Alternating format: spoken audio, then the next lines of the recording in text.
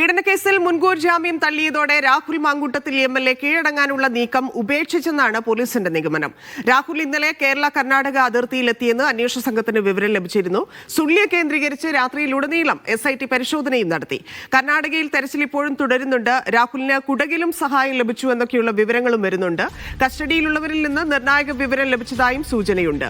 രാഹുൽ മാങ്കൂട്ടത്തിനെതിരായ രണ്ടാമത്തെ പീഡന പരാതിയിൽ അന്വേഷണ ചുമതല DIG G. പൂങ്കുഴലിക്ക് അന്വേഷണ സംഘത്തിൽ 3 വനിതാ SIമാർ ഉണ്ടാകും.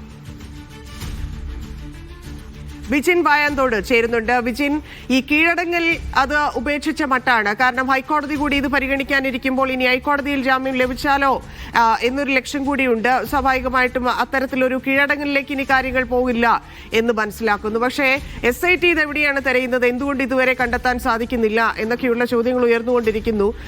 ഇങ്ങനെയൊരാളെ, അതായത് ഈ പ്രദേശത്ത് ബോർഡറുകളിൽ ഉണ്ട് എന്നൊക്കെ പറയപ്പെടുന്ന ആളെ എന്തുകൊണ്ട് ഇതുവരെ കണ്ടെത്താൻ സാധിച്ചില്ല എന്നുള്ളൊരു ചോദ്യം ഉയരുകയാണ്. എവിടെയൊക്കെയാണ് അന്വേഷണ സംഘത്തെ വിപുലീകരിക്കുകയും ചെയ്തിട്ടുണ്ട്. എന്താണ് അന്വേഷണ സംഘത്തിന്റെ നീക്കങ്ങൾ?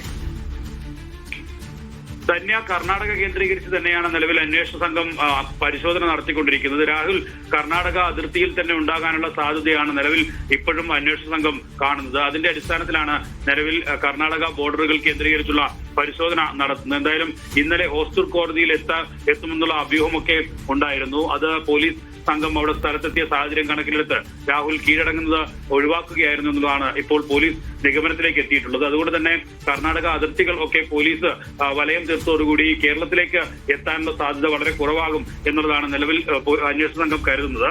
അതുകൊണ്ടാണ് എത്രയും പെട്ടെന്ന് കർണാടക മേഖലകളിൽ തന്നെ പരിശോധന നടത്തി രാഹുലിനെ അറസ്റ്റ് ചെയ്യാനുള്ള നീക്കം നിലവിൽ നടത്തിക്കൊണ്ടിരിക്കുന്നത്. അതിനിടെയാണ് ഹൈക്കോടതിയിൽ മുൻകൂർ ജാമ്യം നൽകാനുള്ള നീക്കം രാഹുലിന്റെ ഭാഗത്തുനിന്ന് ഇപ്പോൾ ഉണ്ടാകുന്നത്. നേരത്തെ ജില്ലാ കോടതിയിൽ നൽകിയ മുൻകൂർ ജാമ്യം നൽകിയ അഭിഭാഷകരുമായി രാഹുൽ പിന്നീട് ആശയവിനിമയം നടത്തിയിട്ടില്ല.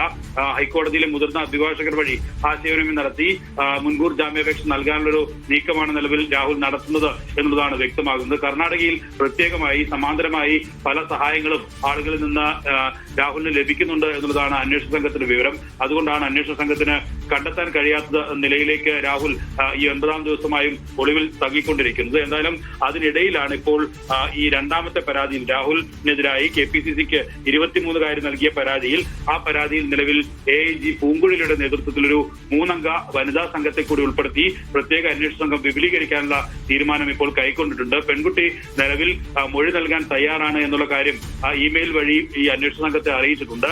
അതുകൊണ്ട് തന്നെ ഇന്നോ നാളെയോ ആയി ഒരുപക്ഷെ പെൺകുട്ടിയുടെ മൊഴി രേഖപ്പെടുത്തും. അങ്ങനെയെങ്കിൽ രാഹുലിന് അത് കുരുക്ക് മുറുകുന്ന നിലയിലേക്ക് കാര്യങ്ങളെത്തും. കാരണം നിലവിൽ ഉഭയസമ്മത പ്രകാരമുള്ള ലൈംഗിക ബന്ധം എന്നൊക്കെ പറഞ്ഞ് പിടിച്ചു നിൽക്കാൻ ഈ കേസിൽ കഴിഞ്ഞിരുന്നെങ്കിൽ, പക്ഷേ മറ്റേത് പൂർണ്ണമായും പീഡനം എന്നുള്ളതാണ് നിലവിൽ ആ പെൺകുട്ടിയുടെ പരാതിയിൽ പറയുന്നത്. മാത്രമല്ല വിജയൻ, ഇപ്പോ ഹൈക്കോടതി പോയി ജാമ്യം കിട്ടിയിട്ടുണ്ട്, ഇപ്പോഴും അറസ്റ്റ് നടന്നിട്ടില്ല എന്നൊക്കെ ഉണ്ടെങ്കിൽ SITക്കും അത് വലിയ തിരിച്ചടിയല്ലേ? അപ്പോൾ എത്രത്തോളം ഊർജിതമാക്കുന്നുണ്ട് കാര്യങ്ങൾ?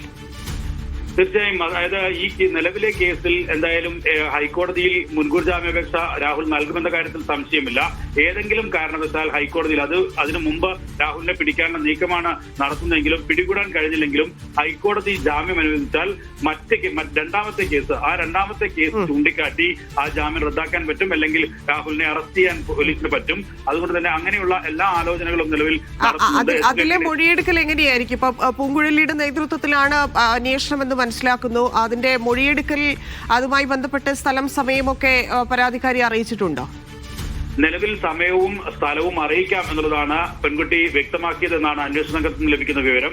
അതിന്റെ അടിസ്ഥാനത്തിലാണ് പൂങ്കുഴലിലെ തന്നെ അതിന് പ്രത്യേകമായ ഒരു സംഘത്തെ 3 CIമാർ കൂടിയുള്ള പ്രത്യേക സംഘത്തെയാണ് നിലവിൽ രൂപീകരിച്ചിട്ടുള്ളത്. 3 പേരും വനിതാ ഉദ്യോഗസ്ഥരാണ്.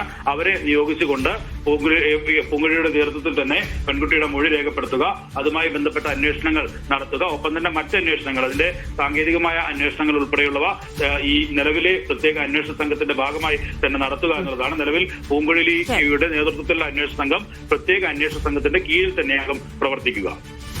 ശരി വിജയൻ.